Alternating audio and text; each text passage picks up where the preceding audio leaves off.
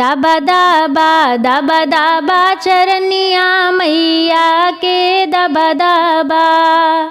दाबा चरनिया मैया के दाबा दाबा चरनिया मैया के दाबा होत भोर हम अंगना लिपाई चौक पुराई के बेदी बनाई लागल आस सरनिया के दाबा दाबा चरनिया मैया के दाबा दाबा चरनिया मैया के दाबा फूलों से सुंदर आसन सजाई गंगा जल से कलश भराई बन जाओ दास मैरिया के दाबा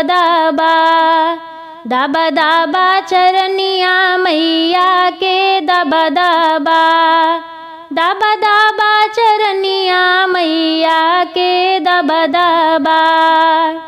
सिंदूर बिंदी मेहंदी महावर पायल बिछिया चूड़ी और चूनर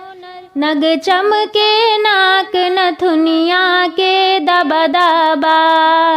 दाबा चरनिया मैया के दाबा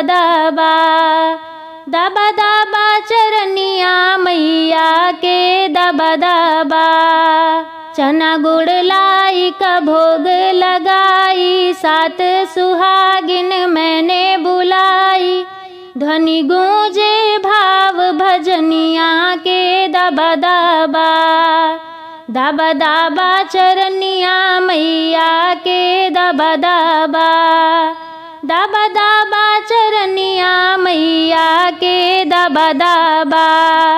दाबा चरनिया मैया के दाबा